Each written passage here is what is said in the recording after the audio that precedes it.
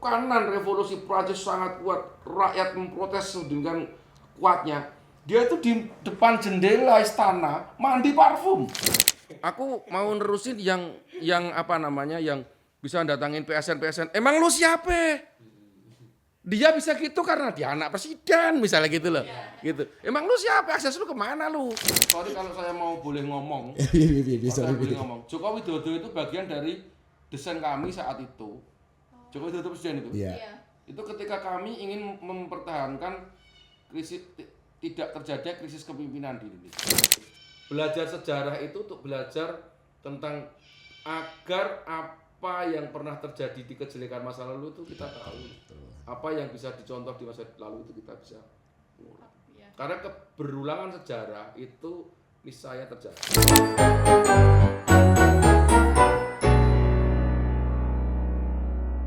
Cuma di obrolan Merdeka. Halo, Dik. Ya, alhamdulillah dunia semakin indah hari ini karena biasanya saya sendiri.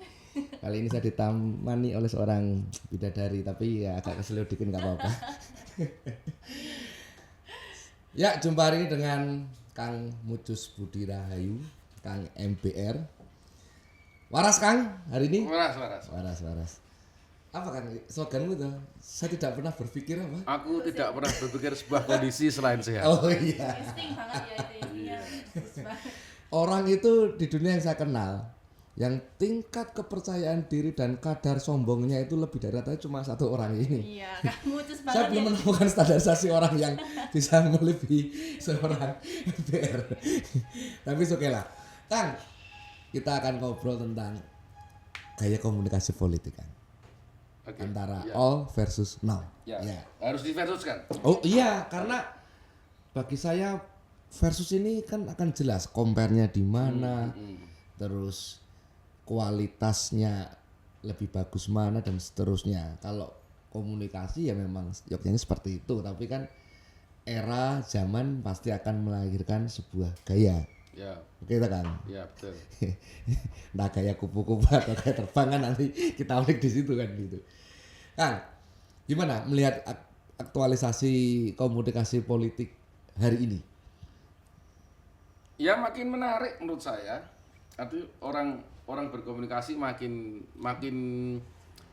banyak cara kan, makin luas, spektrum berkomunikasi juga semakin Ya, melebar, semakin ini. Cara berkomunikasi orang juga semakin canggih, dan semakin, bahkan kita ngobrol seperti ini pun kita bisa berkomunikasi dengan orang lain. Gitu kan. Dulu nggak bisa, dulu harus bertatap muka. Setelah bertatap muka mungkin searah atau dua arah, tapi misalnya cuma lewat telepon, cuma suara juga, nggak tahu wujudnya kayak apa. Ya sekarang sudah canggih sekali kan, Komunikasi searah sudah lewat menurut saya sekarang. Berarti kan gini deh ya.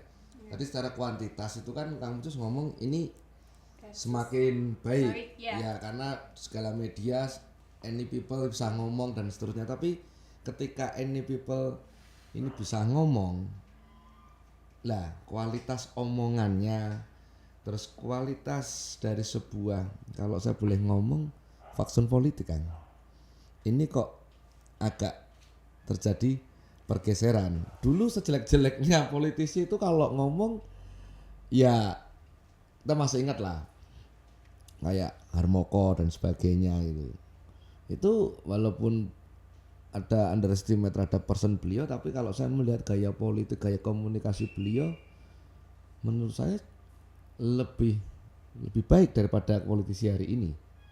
Kalau kita melihat gaya dan isi omongan secara faksun politik juga loh. Ketika mungkin begini, 3 hari sebelumnya dia ngomong. Iya, mungkin itu karena atas amanat rakyat itulah. Oke. Mungkin itu karena kebebasan orang bicara, lalu banyak yang tidak dipersiapkan, termasuk mempersiapkan diri masuk ke dunia politik, langsung nyebur dan tidak paham tentang bagaimana seharusnya orang itu berpolitik. Nah, gitu. Politik itu, filsafat politik itu kan sangat luhur ya. Politik itu kan seni mencapai tujuan. Oke. Yang tidak hanya cukup seni mencapai tujuan, lalu digambarkan bahwa yang penting sampai pada tujuan gitu aja kan. Yang sampai tujuan Itu pajak itu. boleh menipu-nipu, Itu namanya boleh pajak. begini, makanya kan nggak boleh. Nggak boleh. Nggak boleh. Nggak Artinya boleh. keluhuran politik kemudian diabaikan. Nah, Keluhuran berpolitik diabaikan. Itu yang mendowngrade dunia politik akhir-akhir ini. Pasca reformasi itu, awal-awal reformasi mungkin masih terjaga ya, masih terjaga. Karena memang ada komitmen bareng. Kita habis rusak-rusakan nih, demokrasi kita habis dirusak betul dengan demokrasi semu ala Orde Baru. Kita benahi bener yuk, kita benahi bener gitu. Awal-awal masih jalan tuh, masih jalan. Tapi kemudian akhir-akhir itu kan, mohon maaf, banyak yang sebetulnya bukan politisi, bukan politikus gitu. Lalu liberalisasi politik. Mohon maaf kalau saya harus ngomong liberalisasi politik itu. Ini kamus baru ini. Ya, terjadi ketika politik hitung-hitungannya dengan jual beli. Oke. Kamu nangkep? Jual yang, beli. yang liberasi politik itu gimana menurut kamu?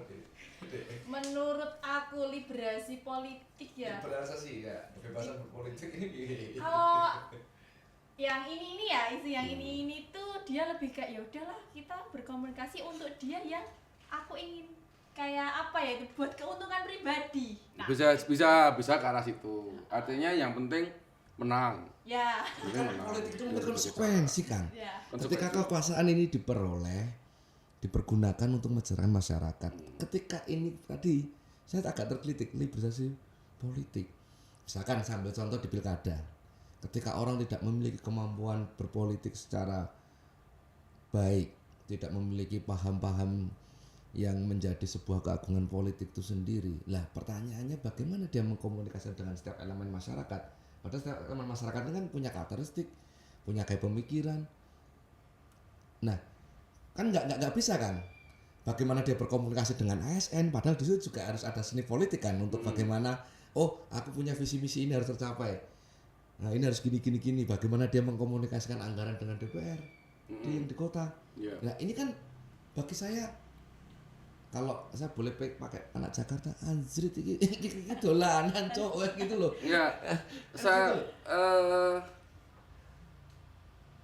akhirnya persoalan komunikasi politik saat itu jadi persoalan yang nggak elementer gitu loh. Bukan persoalan kesalahannya, justru jadi kesalahan elementer sejak awal, tapi bukan menjadi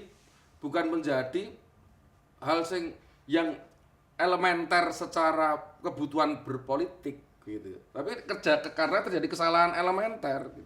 Maksud saya begini, orang-orang yang sejak mula memang tidak siap berpolitik tapi ingin meraih kekuasaan dengan caranya sendiri. Kekuasaan itu bisa di legislatif, bisa di eksekutif, bisa di ini ya. Itu kan menempuh berbagai cara memanfaatkan situasi liberal sekarang ini. Liberal betul. Dulu mengapa kita setuju terjadi pemilihan presiden, pemilihan gubernur, pemilihan kepala daerah, bupati, wali kota itu langsung, contohnya. Itu karena kita melihat praktek dagang sapi, praktek kolusi, praktek main-main di tingkatan legislatif. Ketika dipilih masih oleh Dewan Perwakilan Rakyat dan Dewan Perwakilan Daerah gitu. Asal bisa beli 45 50 suara, kita beli separuh aja selesai. Ya gitu kan. Itu terjadi dulu. Ya, tapi kan dulu personnya yang melakukan itu juga memiliki kecakapan. Ya, Sorry. Artinya memang partai masih menghitung kecakapan person.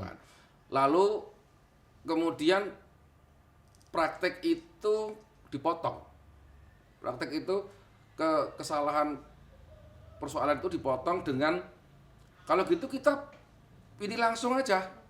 Pemilihan kepala daerah, pemilihan negara secara langsung dipilih rakyat. Apa coba saat itu pertimbangannya? Pertimbangannya itu saya dengar betul itu dari MK saat itu. Ya Karena kemarin pada nyogok kan, Oh, iya. pada nyogok DPRD kan, gitu. Iya. Ya sekarang nggak mungkin orang bisa nyogok rakyat segitu banyaknya, Iya. nggak mungkin itu. Nalarnya gimana? Nggak balik kok itu kalau mereka nyogok gitu. Ternyata nyogok juga loh. Itu loh, beli suara kan, gitu. Akhirnya yang tampil, yang naik, yang ini ya yang punya modal. Yang punya modal itu paham politik nggak? Bisa jadi enggak, gitu loh. Jadi ya asal ada modal nih, gitu. Ada modal nih ya udah kita berhitung ada modal nggak orang itu, kan begitu. Ada modal nggak orang itu. Nah, komunikasi politik untuk itu yang terjadi adalah ya bagaimana orang main-main mengemas calonnya, pada gitu begitu aja kan. Main-main masalahnya itu tugasnya jubir, tugasnya tim pemenangan, tugasnya itu kan memang mengemas-ngemas. Yang muncul kemudian adalah drakor, kan gitu, gimmick, mainan gimmick, mainan pencitraan. Apakah pencitraan itu salah di politik? Enggak salah. Itu bagian bumbu. Itu memang harus, nggak ada politik tanpa pencitraan. Pasti ada. Tapi bahwa pencitraan over yang terjadi dengan over proyeksi itu yang kemudian salah. Ya. Gitu. Gini kan, kembali ke ulasan awal. Gini dia. Ini kan ada nih figur politik. Iya. Ya, kalian contoh juragan pisang itulah kemarin. Ada kasus jet nebeng gitu. Ya. Nah, ini kan beliau kan seorang politisi karena dia ketua parpol. Ya, saya bicara sebagai ketua politik ya. Iya. Nah, kita tidak mendapatkan statement yang secara nalar itu bisa diterima sebagai sebuah persepsi publik. Ya. Terus nebeng, yang ditebeng juga nggak ikut berangkat. Ya. Ya hanya sekedar ya nek digimik sekarang gak sampai sidik lah ketika ada narasi yang memang harus dibangun untuk membuat itu menjadi wajar kan. Harusnya kan komunikasinya nggak ya kayak kita ngomong neng warung, wah tripe ini, wah penunu tok mutus, nah kamu mutus di ngono, masuk beres nyopere loh, kan nggak bisa kayak gitu. Ini akhirnya mentah kan. Iya. Bagaimana membuat apologi, bagaimana membuat pembenaran. Betul. Komunikasinya menjadi mentah, gampang dipatah-patahkan. Tapi bukannya akhir-akhir ini memang begitu. Iya. Akhir-akhir ini memang begitu kan. Itu yang mau saya ngomong bahwa ada perbedaan karena kemajuan teknologi itu semua bisa dimanfaatkan, semua bisa digunakan. Dulu nggak ada yang namanya pendengung. Iya. Buzzer itu nggak ada. Karena semua informasi ya paling rilis atau di media gitu, atau di media massa yang memang media massa resmi, media massa resmi yang terdaftar di Dewan Pers, yang dikelola oleh keredaksian gitu. Sekarang kan enggak. Orang gampang dipengaruhi opininya, desain opini yang dibikin oleh seseorang untuk meningkatkan pamor citra seseorang, kan gampang banget. Itu yang memang cukup membahayakan sebetulnya. Cukup membahayakan.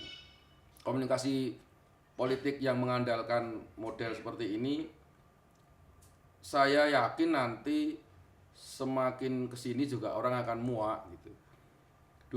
Dulu ya saya ingat sekali itu karena saya masih wartawan saat itu. Saya masih wartawan ketika ada dramatisasi apa model melo-melo lah ya, model melo-melo. Ada tokoh yang mencitrakan dirinya bahwa dia dulu sangat miskin, hidup tergusur-gusur. Anak singkong itu. Anak singkong di sini hidup di Aku tahu yang kamu mau itu. Dan dia orang Solo, asli Solo, cerita bahwa masa kecilnya sangat menderita, sangat ini, hidupnya dari ojek payung. Ini gila. Saya nggak bisa menerima itu. Dan saya dianggap hetes loh. Waktu itu? Ya, karena apa? Kok kamu yang lain ditanya kenapa kamu nggak? Dari mana semua ojek payung? Iya. Dari mana coba? Sampai sekarang juga nggak ada musik payung gitu. Apalagi zaman tahun 70-an, 80-an. Ya nggak ada lah. Ya kan saya harus realistis bahwa ini drama seperti ini nggak boleh diikutin. Nggak boleh diikutin, tapi itu diikutin. Karena saat itu memang orang sedang sedang model pencitraan yang ini gini. From zero to hero lah. Ya, dari zero to hero itu. Tren-trennya Model seperti itu kan mainan orang Anda lihat aja sekarang itu orang yang kemarin setiap langkahnya blunder kayak apapun jadi benar karena apa di backup oleh buzzer, di backup oleh para pembikin narasi dan sebagainya itu model komunikasi politiknya seperti itu. Nah sekarang setelah pecah kongsi hampir semua langkahnya salah loh. Hampir semua langkahnya salah, kita nggak bisa bikin pembenar lagi. Mungkin karena buzzernya yang kemarin juga sudah meninggalkan dia, atau kontraknya habis, atau orang juga mulai insaf gitu, mulai insaf untuk tidak membilang lagi. Ini ya, kalau menurut aku ya, kalau segi komunikasi yang kemarin itu Mas yang nunut jet itu menurut aku kayak dibuat emang dia tuh pengen gimmick untuk dirinya gitu loh. Jadi emang menurut aku kayak komunikasi politik yang sekarang tuh kayak dibuat lelucon ya. Kayak lelucon. Mungkin maksudnya dia nggak bikin lelucon. Dia maksudnya mungkin menakar kekuatan. Jadi di dunia politik tuh ada banyak hal ya, ada banyak hal yang namanya ini. Teori-teori. Situasi ketika dapat protes tekanan besar dan dia ingin menunjukkan bahwa aku masih bisa meledek-ledek lu nih. Saya mohon maaf, saya melihatnya kayak itu macam apa ya, guyonan yang dia lempar kan. Kayak punchline itu di komedi itu. Dia tahu kan kondisi hari itu, kondisi Indonesia seperti apa. Kan itu kan berbarengan dengan putusan MK kan. Iya, betul. Iya, terus sorenya dia push itu. Pakai jet pribadi itu. Iya. Lalu ada foto apa namanya video apa foto lah yang istrinya dari Cila di Instagram itu kan. Itu kan hampir yang itu apakah baru? Enggak baru. Situasi psikis seperti itu, situasi politik seperti itu pernah terjadi juga ya. Pernah terjadi juga. Dalam revolusi Prancis dulu. Iya. Istrinya Raja Henry VI ya. Iya, si Marie Antoinette apa itu. Itu melakukan hal serupa. Jadi ketika tekanan revolusi Prancis sangat kuat, rakyat memprotes sedemikian kuatnya. Dia itu di depan jendela istana mandi parfum. Gila gak sih? Dia pamer kemewahan. Karena apa? Emangnya lu bisa apa? Emang lu bisa apa? Aparatus masih ikut saya semua nih gitu. Jatuh juga memang akhirnya akhirnya dipancung itu kan. Mungkin dia terhinggap Antoinette syndrome itu gitu loh. Lu mau apa? Bapak gua masih kuasa nih, aparat masih backup saya nih, buzzer saya masih banyak nih. Dia nggak ngitung bahwa bapaknya sudah mau ada di pinggir jurang, sudah mau habis waktu kontrak kekuasaannya. Karena sehebat-hebat dia mau bikin narasi tentang Raja Jawa kayak tentang kerajaan, kayak tentang kekuasaan yang absolut di tangan dia gitu. Dia ada dalam sistem demokrasi. Tapi gini kan, sebagai ketua parpol ya, ketua parpol ya saya ngomong. Dia kan pasti akan menjadi sebuah role model nih, panutan untuk partai dia pimpin, bahkan mungkin masyarakat. Saya yakin lah pasti kan juga ada yang sangat mengidolakan kan.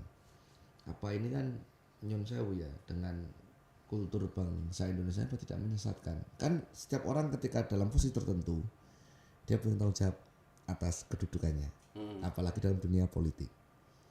Nah kalau role model seperti itu, nah, itu tadi yang diwariskan apa nanti? Itu nanti balik di omongan saya sejak awal tadi, dia sudah dipersiapkan nggak masuk ke dunia politik sebetulnya? Atau hanya untuk membuat? Ya dia kan nggak dipersiapkan, mentalnya aja nggak siap, etikanya nggak dipelajari, fatsun dia nggak paham. Ya, dia tiba-tiba baru 2-3 hari jadi anggota partai langsung ketua umum. Itu kan udah tujuannya kan memang hanya untuk meraup dukungan aja gitu kan, karena efek bapaknya, gitu.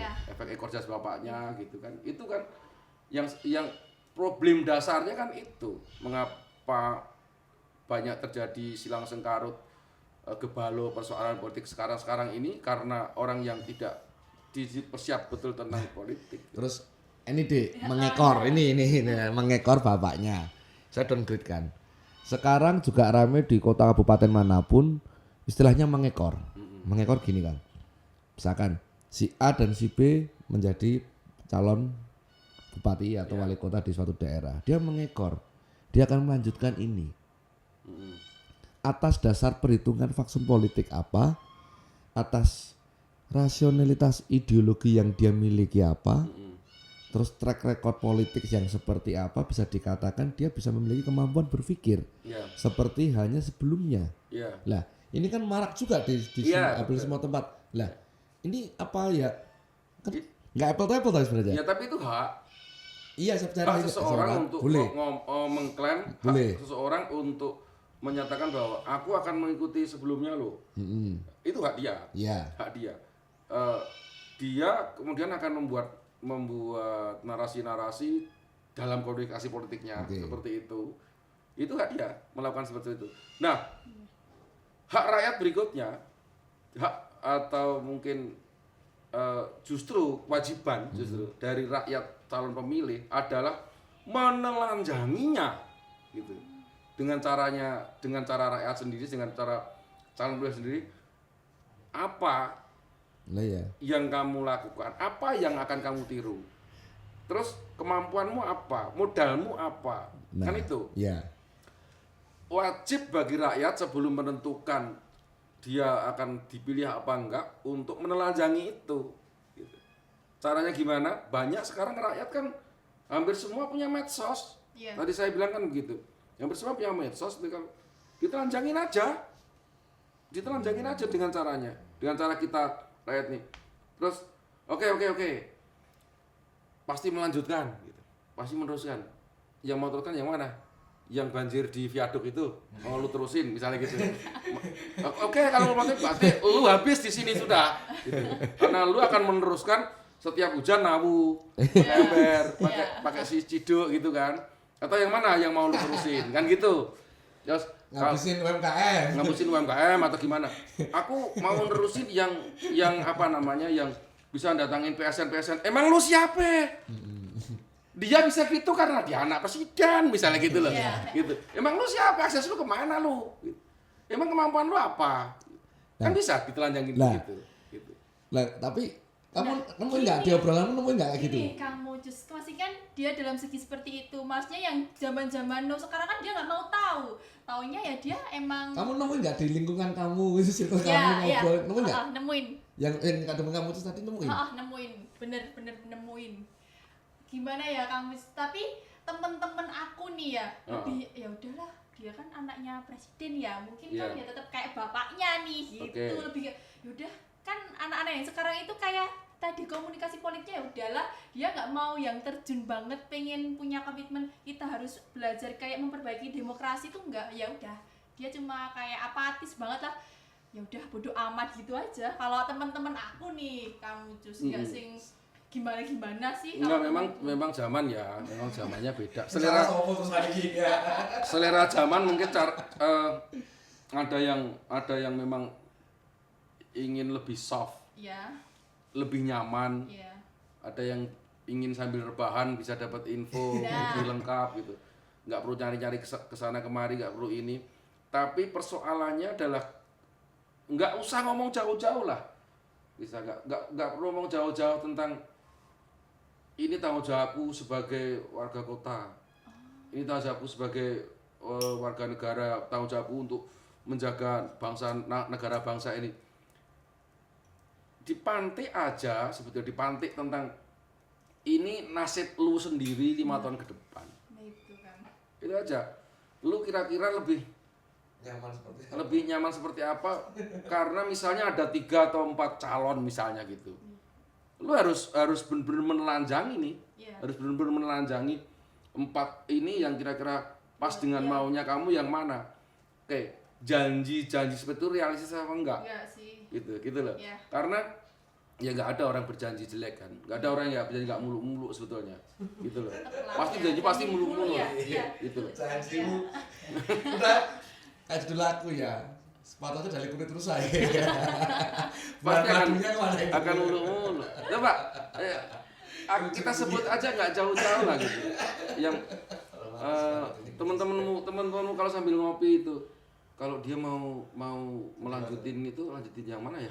Nah, Gitu. Pakai nalar aja, pakai nalar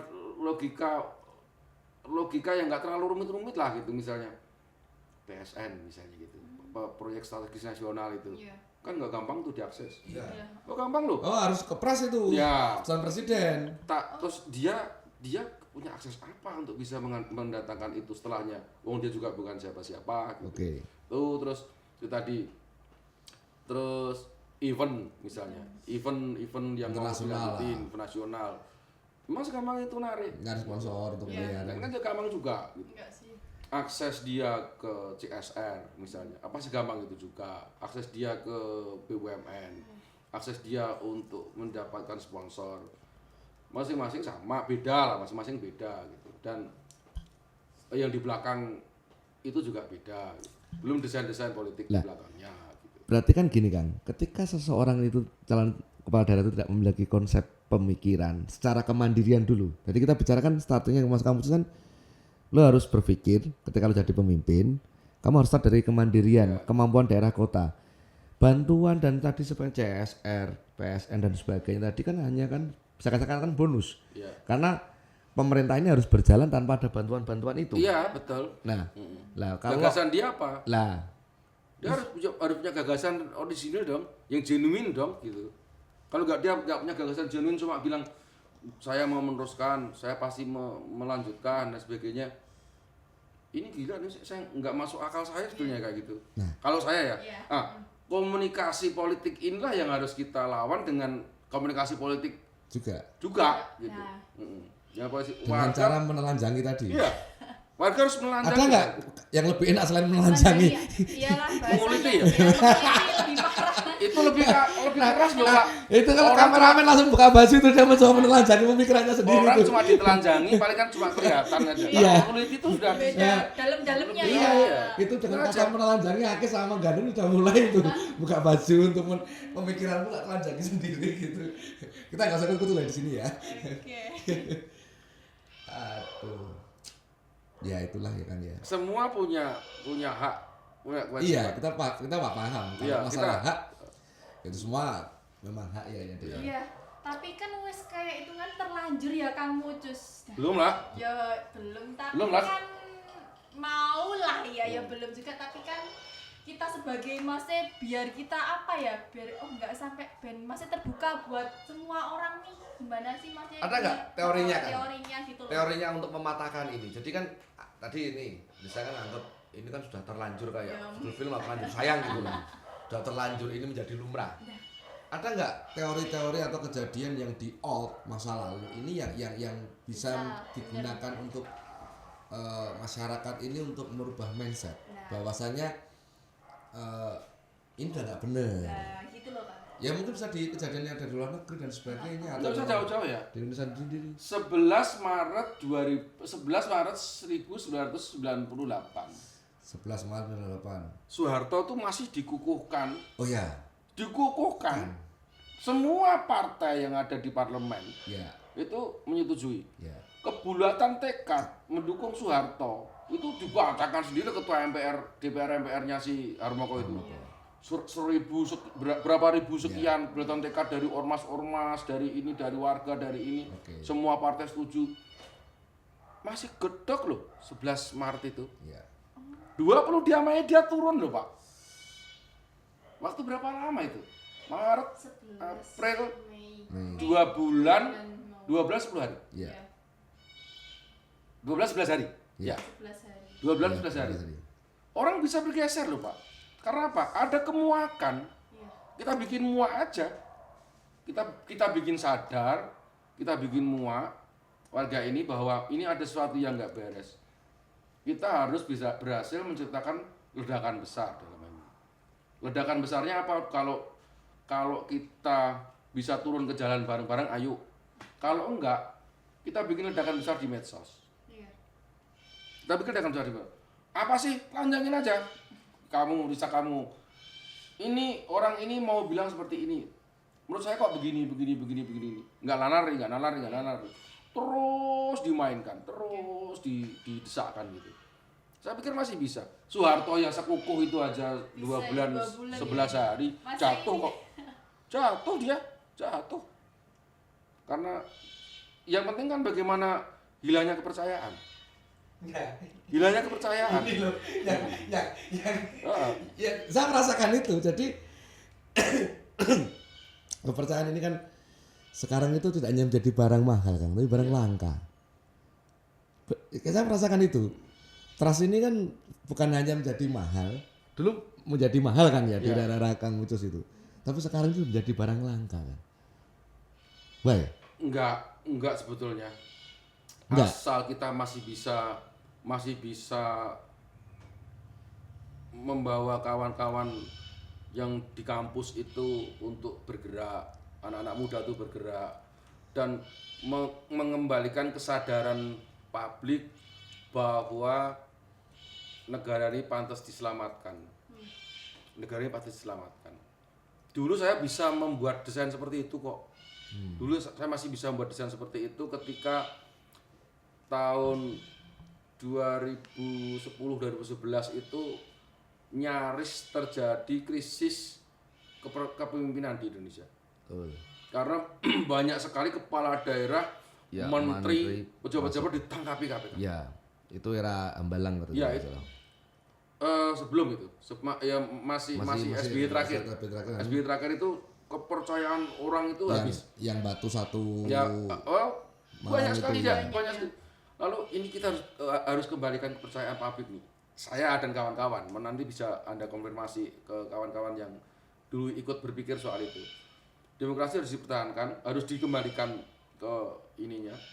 Kepercayaan publik kepada pimpinan harus dikembalikan. Karena ini bahaya kalau sudah orang nggak percaya lagi dengan pemimpinnya sendiri. Karena itu tadi model transaksional itu tadi setelah puasa lalu ingin mengembalikan modal dan sebagainya, tangkep. Nah ini loh, yang berbahaya kan ketika puasa ini kan cenderung orang menahan diri kan. Tapi ketika terdengarlah suara azan, wah itu di depan ada apa, makan semua ini. Ini kan repot. Nah, ini kan pilkada sebentar lagi ya. Ada nggak wejangan-wejangan atau tips atau masukan untuk masyarakat secara umum dalam melihat calon-calon ini dari segi komunikasi politik? Ada. Apa itu? Apanya? Manfaatkan kemajuan teknologi sekarang ini untuk membuat ledakan besar bareng-bareng. Big Bang Effect nanti yang timbul. Efek dari ledakan besar itulah nanti yang akan membuat istilah sekarang apa ya, kayak mengalir, viral. Viral itu untuk menelanjangi itu. Fufu Fafa itu apa sih? Sekarang kita bisa main terus kok gitu. Contohnya misalnya Fafa gitu. itu kan satu instansi yang menerima donatur GoPay. Artinya kan bisa gitu. Kalau kita mau bareng-bareng. Yang hobinya lihat masing-masing daerah aja, masing-masing daerah. Teman-teman yang di Karanganyar yuk bangkit. Ada di sana berapa tuh? 2. Ini kalau ini janji seperti ini nalar enggak? Iya. Pakai nalar sendiri aja, nalar pribadi aja gitu. Rata-rata 2 sih. Nah, terus di Boyolali kayak apa, Klaten kayak apa, Solo kayak apa gitu. Solo. Ada 2 nih Solo nih. Iya. 2. Si pasangan ini sama pasangan ini. Semua kita tahu rekam jejaknya kok. Nah, Rekam jejaknya kayak apa, kemampuannya, kapasitasnya, kapabilitasnya kita tahu. Bukan orang yang tiba-tiba turun muncul dari gua kan. iya. Itu loh. Muncul semua punya track recordnya. Gagasannya kayak apa, idenya kayak apa. Terus rekam jejaknya kayak apa, kan bisa dilihat semua. Oke. Gitu. Itu saya kira Tapi Big yang Bang bisa itu, dipakai. Big Bang itu kan juga harus pintar-pintar dikelola, karena kan kalau kita bicara medsos, ini kan sekarang kan ada regulasinya nih, kan orang kalau nggak tahu cara ngetik, nggak bisa ngetik, itu kan nanti kan bisa juga tersandra. Terus dalam arti kena undang-undang ITE. Ada juga orang yang bersifat autis nih. Dia hanya berani ngomong di lingkungannya sendiri, tidak berani Nah, itu. untuk keluar lah. Bagaimana bisa mengedukasi, bagaimana bisa untuk kita bikin Big Bang, tapi kita itu selalu rame di dalam, nggak pernah ramenya keluar kan. Ya kalau MKT kan biasa tuh Kang, jago tarungnya kan di bawah. Ya dibawa keluar aja. Kita Gimana? Kita dorong, kita apa namanya? Ya kita stimulasi mereka bahwa bagaimana pentingnya kalian ngomong di luar. Dan omong kritis aja nggak apa-apa. Omong kritis bahwa ini seperti ini kok nggak nalar ya? Gitu. Ini kok nggak, saya nggak nalar ya? Ini nggak nalar ya? Gitu. Ya. Ya, kalau masih seperti itu asal tidak memfitnah, asal tidak menyerang pribadi, kan gitu. Iya. Kalau menjadi kasus ITE itu kan karena kalau jangan mengeluarkan fitnah. Nah, Kalau kritis kan, kalau bersikap kritis kan enggak. Enggak. Menyerang pribadi. ujaran kebencian itu Kang? Ujaran kebencian itu sekarang sudah dicabut loh itu. Udah ya? Udah enggak ini. Itu udah enggak anu ya. kebencian itu. Enggak. Kecuali yang bersangkutan itu memang ada Asal fitnah bisa dipertahankan dipertahankan ya. asal bisa dipertahankan. Itu bukan kebencian. Kebencian itu kayak apa coba? Sekarang kan absurd sekali itu kan. Ya absurd. Enggak jelas itu. Dan udah dicabut sama Udah MK. dicabut. Dicabut Oke. sama MK. Biar nggak autis gimana? Ya keluar bareng. Bikin forum-forum Iya. kecil-kecil aja. Nah, Dari kecil-kecil ini pasti nanti akan melebar. Iya. oh Pasti akan melebar. ini analogi dengan yang tadi kamu ceritakan. Ketika terjadi kemampatan 2010 atau 11 tadi, Ya. yang masuk di kampus untuk negara harus dipertahankan. Nggak mungkin toh kamu terus ngomong dengan konco-konco wartawan Iya. dhewe apa ngomong karo bojone karo anake. Bu, Le, Nduk, iki negara kudu dipertahankan iki. Sorry kalau saya mau boleh ngomong. Iya, Kalau saya boleh ngomong. Joko Widodo itu bagian dari desain kami saat itu. Joko Widodo presiden itu. Iya. Iya. Itu ketika kami ingin mempertahankan tidak terjadinya krisis kepemimpinan di Indonesia. Karena saat itu bupati sana kena, gubernur sana kena, menteri sana kena. Yuk cari yuk figur yang masih bersih yuk gitu. Iya. Siapa ya? Sing dosane Kita cari gitu yang sing ya nggak ada orang eksekutif nggak punya dosa ya. Iya. Pasti ada satu dikit pasti ada. Ini Solori masih bisa nih. Ini Anda nanti bisa mengonfirmasi ke banyak teman. Nanti bisa saya tunjukin gitu. Yang kita ajak diskusi saat itu. Terus ketemu sama teman-teman UI saat itu. Iya. Teman-teman UI. Dan memang bisa betul. Salah satunya orang PSI itu adik. Ya betul, salah satunya dia. Bisa betul. Oke kita mainin kita nah kita up. Orang ini menarik ini. Iya. Karena jejak korupsi saat itu kita baru ngomong korupsi. Iya, ya. korupsi. Baru ngomong korupsi karena kasusnya korupsi. Iya. Orang ini enggak nemu kita. Ditanya kita berkali-kali. Yakin lu? Aku enggak nemu nih. Iya. Catatan korupsi selama dia Dan dia selama dapat dia 7 tahun. 3 atau 4 kali VTP ketika dia Selama 7 tahun ini saya enggak nemu. 7 tahun kan 5 Iya, 5 tahun tambah 2 tahun kan. iya. Dan dia udah dapat 3 atau 4 VTP. Terjadi overproyeksi Pak saat itu. Aku udah menarik diri. Ada overproyeksi terhadap seorang pemimpin, seorang tokoh itu merusak demokrasi. Sepakat. Itu yang kemudian kami di Solo berusaha menarik diri, ditangkap orang-orang Jakarta, lalu muncul drama-drama tadi itu ojek payung, terus masak sendiri di melitur sendiri ya itu kami sudah mulai tertawa-tawa aja yang di Solo. Itu kampungnya kan kampung rumah saya. Ya mulai apa sih ini gitu. Bapak saya nggak dengar cerita itu. Nah, ya bahwa kemudian semakin kesini semakin semua kebohongannya mulai ditutup dengan buzzer, model komunikasi politik buzzer, netizennya dimainkan. Dia miara cebong di kodok di rumah dinas dan sebagainya itu kan nggak ada kan Pak peristiwa itu di Solo kan. Kita kan nggak suruh nulis ya nggak bisa lah gitu loh. Dia miara burung, banyak banget cinta burung dan sebagainya. Enggak lah. Kalau sekarang banyak burung di rumah dinas wali kota, itu wali kota berikutnya Pak Rudi, bukan dia. Saya bilang gitu kan. Pak Rudi mah suka miara burung banyak, tapi dulu saat dia kayaknya kosong-kosong aja, saya tahu, saya bilang Cuma ada ayam atau apa gitu. itu. Terus kodok nggak denger, saya nggak lihat saya gitu. Itu akhirnya menjadi sekarang apa namanya, cara orang meledek-ledek dia dengan otak cebong segala macam itu kan karena omongan dia sendiri kan gitu. Itu. Nah, itu yang terjadi saat itu dan semakin kebablasan sampai sekarang bikin nalar Raja Jawa segala macam itu kan. Saya kira masih ada kesempatan bagi kita saat ini. Masih ada waktu 2 bulan kan? Iya, 2 bulan. 2 bulan 10 hari juga ya? Iya, 2 bulan 10 hari. Nah, ini tanggal 2 nih. Siapa tahu? Dua-dua. Sama kayak Soeharto dulu. Kan ada teori pengulangan nih. Siapa Kan tahu. saya kan ada teori pengulangan. Jadi kan saya pernah baca sebuah kutipan bahwasanya apa yang terjadi masa depan itu hanya sebenarnya pengulangan dari masa lalu yang hanya mungkin persennya Pengulangan berubah. sejarah itu, orang belajar sejarah itu bukan karena untuk menghafal tahun-tahun. Ini tahun ini coba Diponegoro mulai berontak, oh tahun ini Diponegoro ditangkap, bukan itu. Oh siapa aja tokoh-tokoh yang terlibat, oh bukan itu.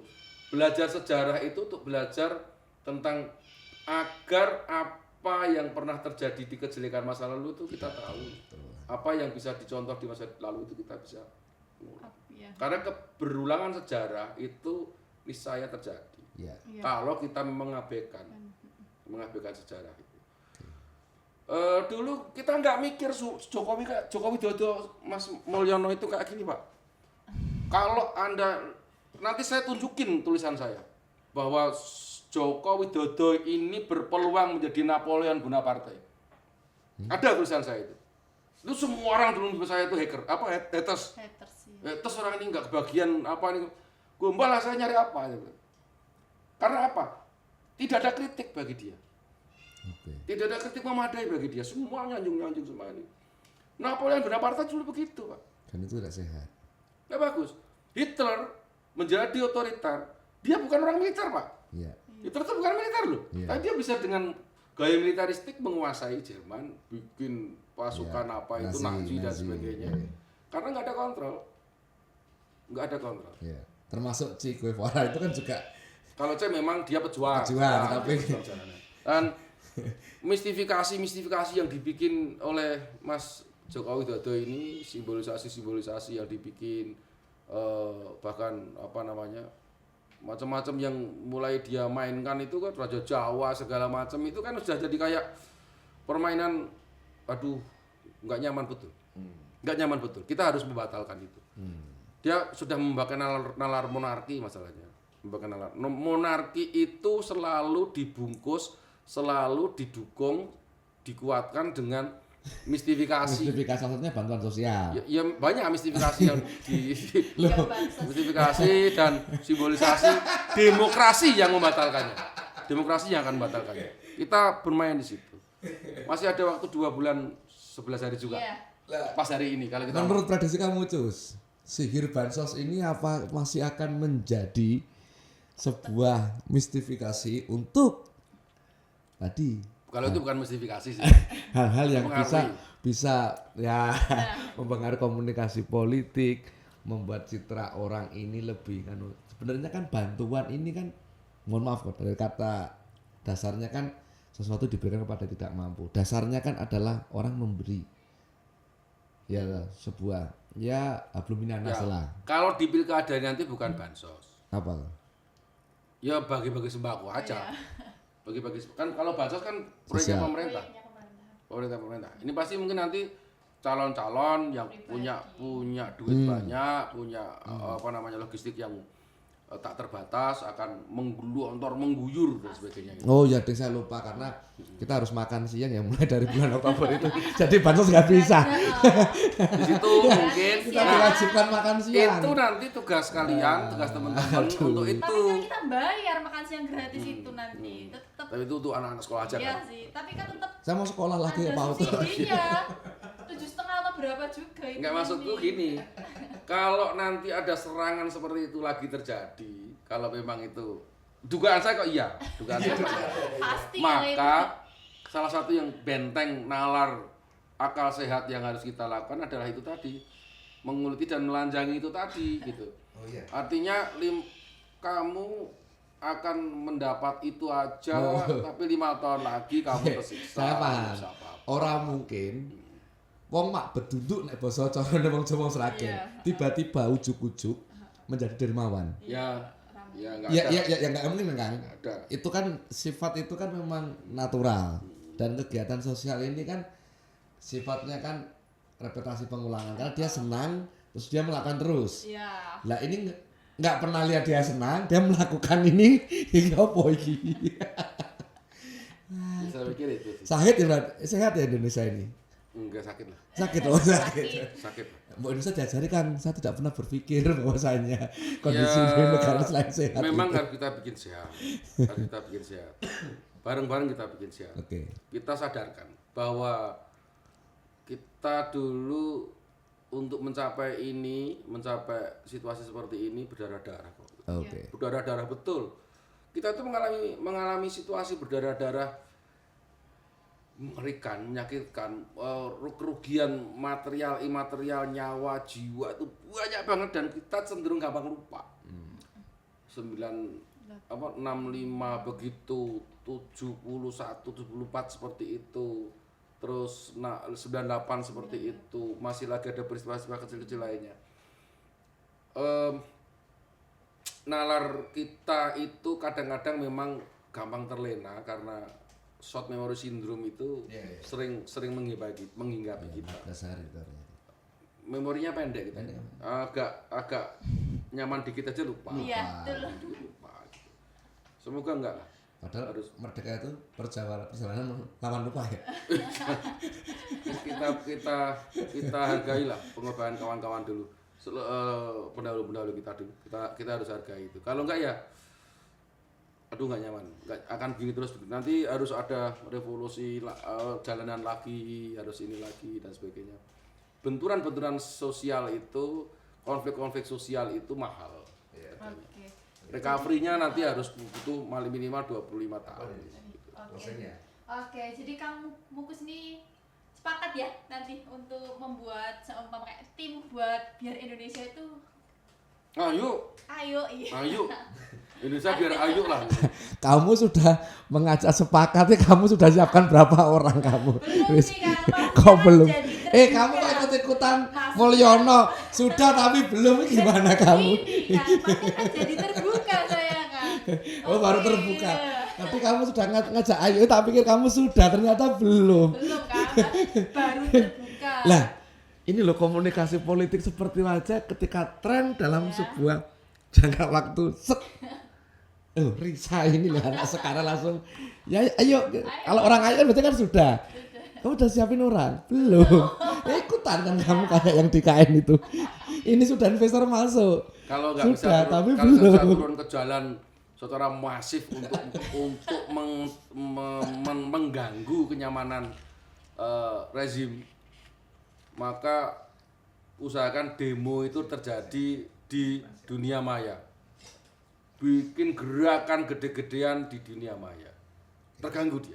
Pasti ya. Pasti Ya. terganggu. Oh pasti. Oke. Fufu Fafa itu, Fufu Fafa, terus apa namanya itu kemarin itu jet pribadi itu, dia terganggunya karena nggak ada demo massa, Iya. tapi karena dihabisi terus itu terganggu.